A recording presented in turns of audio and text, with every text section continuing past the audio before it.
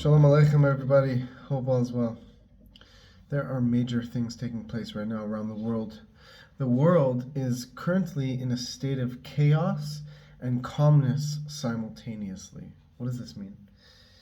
We all feel like something is going on in the world, and we're hearing about things happening, whether it's the economic state of the world, whether it's the wars that are taking place in the world. There is this intense chaos taking place, yet for most of the people it's experienced through a very calm state. There's an awareness of chaos, but the experience is calm. This is because we are about to enter the days of Mashiach, to say the least. And for most of us, there's like this anticipation state. Hashem is moving the pieces all together to reveal the redemption, but He is leaving it in a state of calmness so that we can be able to carry out Hashem's will with while remaining capable of handling this revelation. What does this mean? The Alter Rebbe explains in Tanya that if we were to be aware of the divine light that is being revealed into the world, the power, the intensity of what is going on when we learn Torah, which is above all of the worlds. They're an infinite level of realities. Each world in between those levels experiences infinitely greater divine revelation than one under it. An example, all the pleasure that it has been experienced of all time of every person together combined is of no comparison to one single moment of pleasure in the world to come. In the world just above this world. And there's an infinite level of worlds above that. And yet, Torah is above all of those worlds, because Torah is one with Hashem. So the Alter Rebbe explains, if we are aware of the power of what is taking place when we learn Torah, we wouldn't be able to handle it. So Hashem hides it. He hides the intensity so that we can actually learn the Torah, because if not, we wouldn't be able to move, to say the least.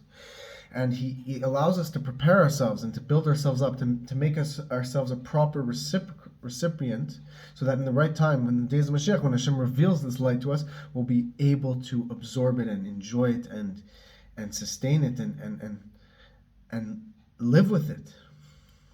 So too with these events that are taking place.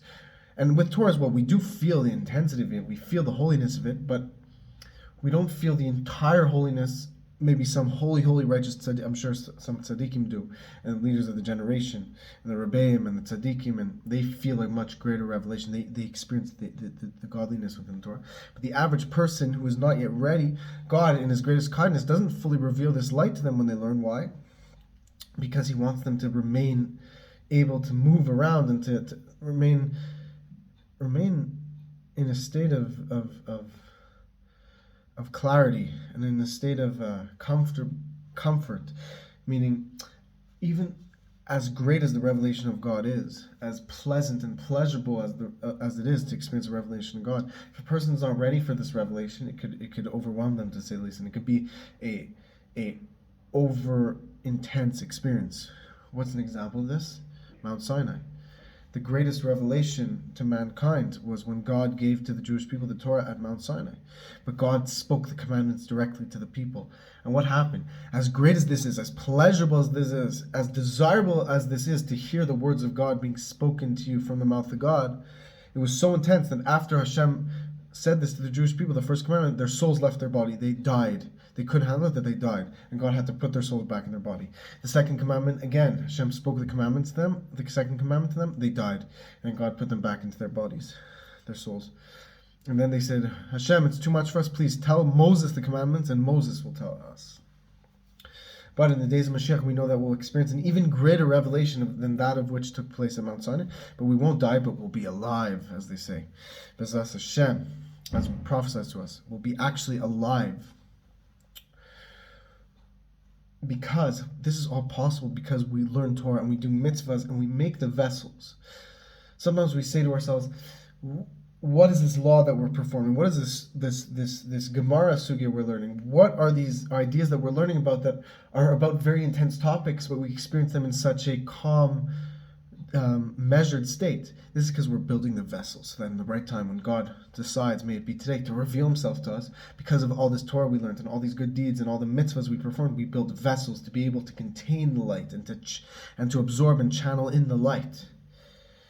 So this is why we have to use our eyes. And eyes aren't just physical eyes, but also the eyes of our mind, our bina, our understanding, our dat, our chokhmah, bina, and dat, our knowledge, wisdom, and understanding, our intellectual abilities to tap into the fact that everything that is happening in the world right now, whether it's a war going on, whether it's wars, whether it's the stock market, whether it's whatever it may be, something, this is God turning up the dial of redemption to get us ready to say, hey, the world you live in, it is not being run by itself. The things you are used to, they're not normally just running on their own, but there's a master, and his name is Hashem, and he is running the show.